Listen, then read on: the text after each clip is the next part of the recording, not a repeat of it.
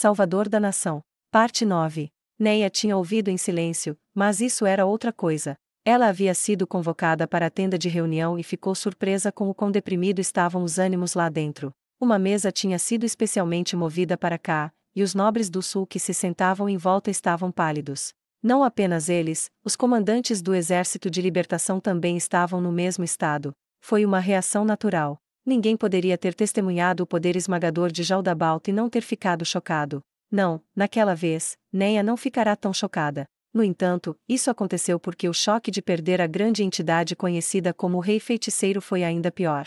Isso, além de tudo o que ela havia testemunhado até então, poderia ter entorpecido seu coração. Por outro lado, os nobres do sul não tinham experimentado duras lutas até agora, então talvez seu alarme fosse apenas o esperado. Eles não tinham experimentado um inimigo que poderia matar homens um após o outro apenas andando, não deixando nada para trás, apenas corpos hediondos. Além disso, seu exército de quase 100.000 pessoas entrou em pânico por um único demônio e se dissolveu em derrota. O que é aquilo? Que droga é aquilo? Como vocês chamam aquilo, aquele monstro? A voz do Conde Domingues aumentou de forma constante. Em contraste, Caspond, que sabia do poder esmagador de Jaldabaoth, deu de ombros despreocupadamente. Aquilo é Jaldabaoth, em carne e osso. Já falei sobre ele antes, Conde Domingues. Eu nunca ouvi falar da capacidade de matar pessoas apenas caminhando. É esse o problema. Neia zombou de seu coração. De fato, é assim que é. Sua batalha com o Rei Feiticeiro, Sua Majestade, estava em uma cidade, então não pudemos ver toda a extensão de seu poder.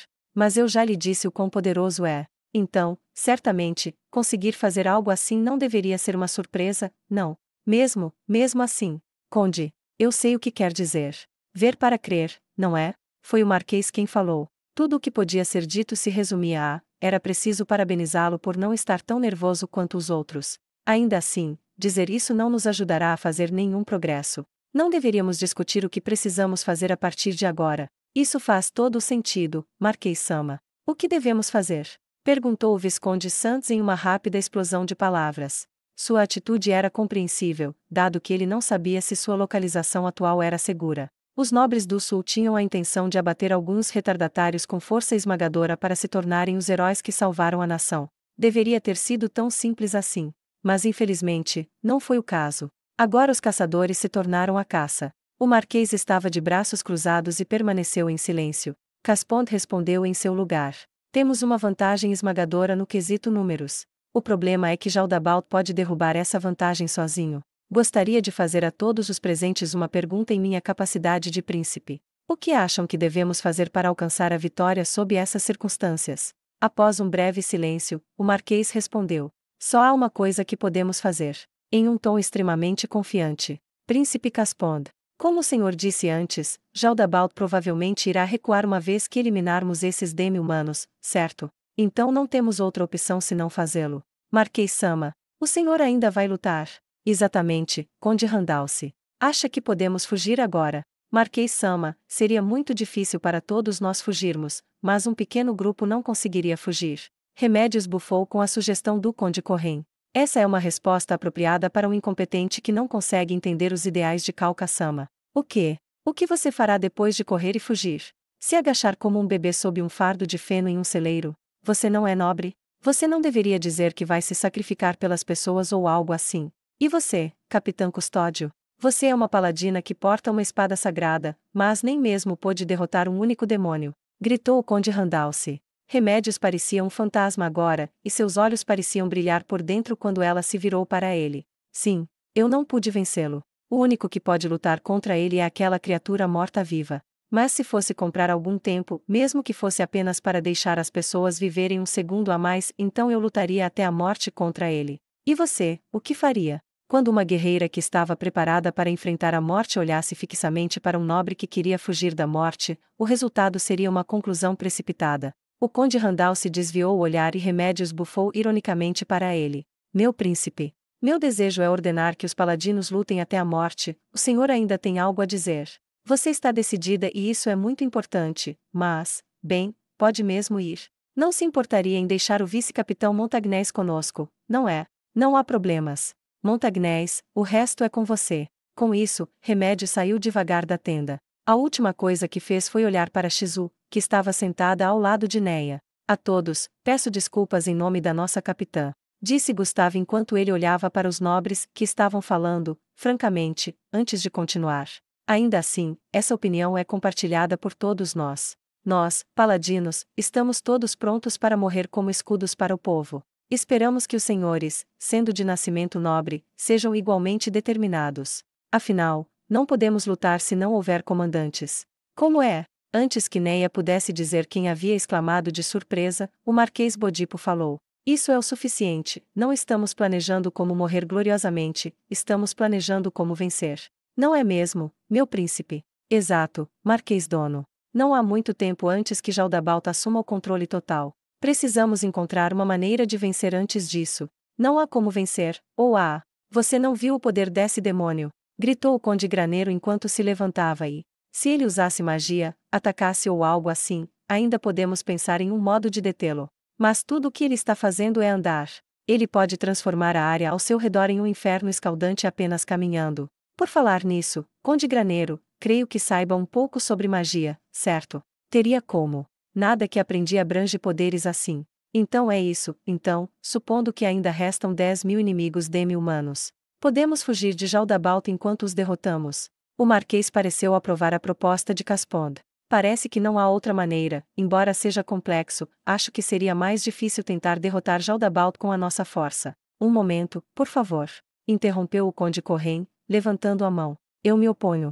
Talvez Jaldabaoth permaneça mesmo depois de matarmos os demi-humanos. Ou ainda, ele pode matar todos nós como souvenirs antes de ir. Ele estava certo. Portanto, Caspond seguiu com uma pergunta perfeitamente razoável. Então, o que deveríamos fazer? Devemos tentar negociar. Poucas pessoas conseguiram resistir ao impulso de rir do Conde Correm ao entregar essa sugestão com um rosto perfeitamente sério. O rosto de Conde Correm ficou vermelho enquanto os outros riam dele. Antes que ele pudesse continuar, Caspond perguntou. Conte, que tipo de transação pretende fazer com esse diabo? Ah, sim.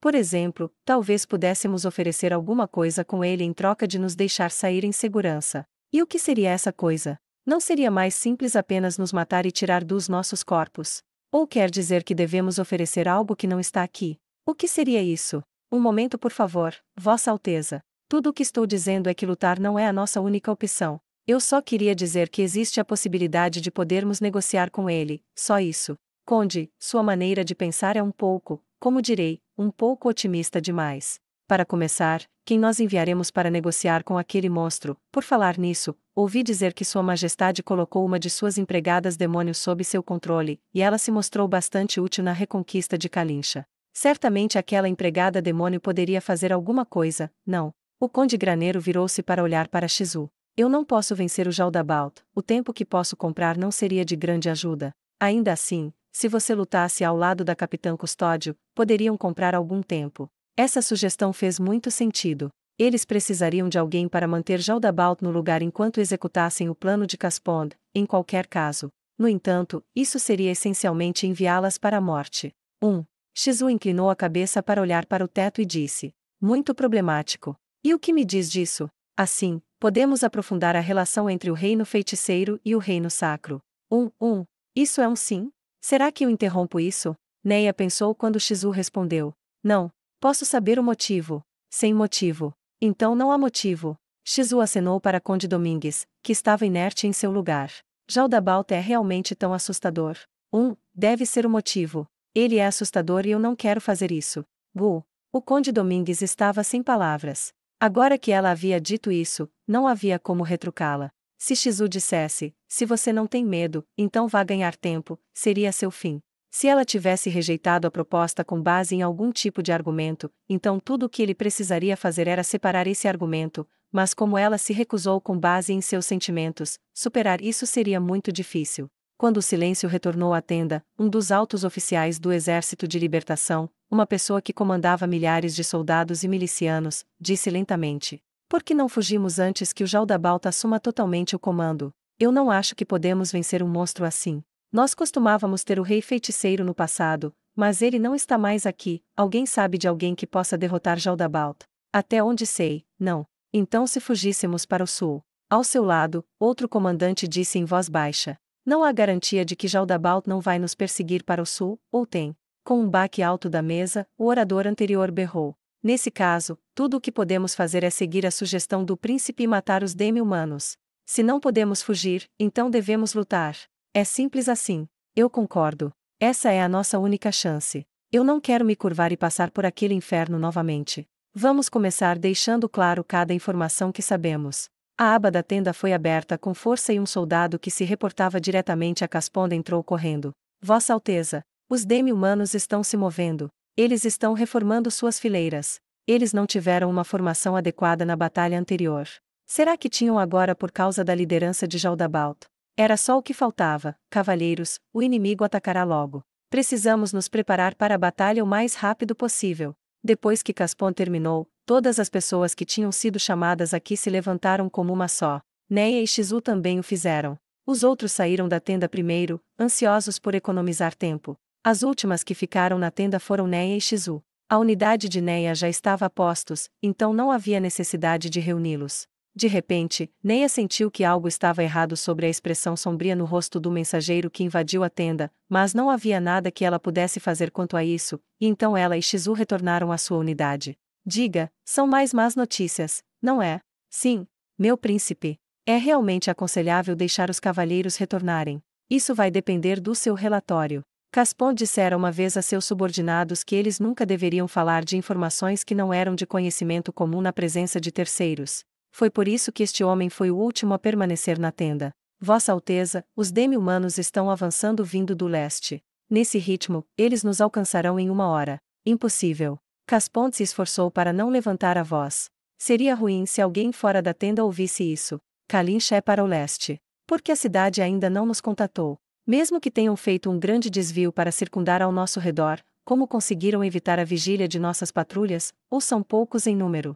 Não, estima-se que tenham mais de 10.000. O que devemos fazer, Vossa Alteza? O reino sacro ainda tinha a vantagem numérica, mesmo que se acrescentasse 10.000 homens às forças demi-humanas. Contudo, o fato de que eles estavam vindo do leste era desastroso.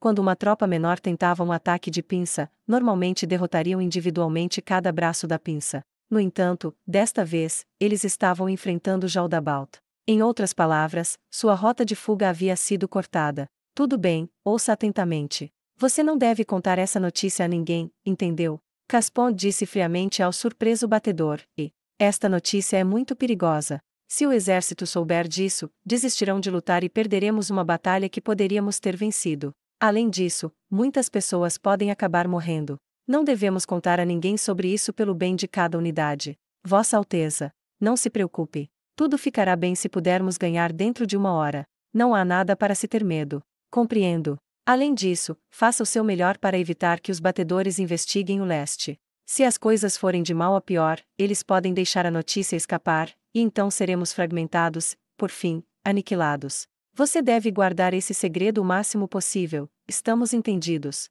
Sim, senhor. Embora ele não parecesse à vontade com tudo isso, o homem provavelmente crera que a lógica de Casponda estava certa e logo depois saiu da tenda. Sozinho dentro da tenda, Casponda espalmou o rosto.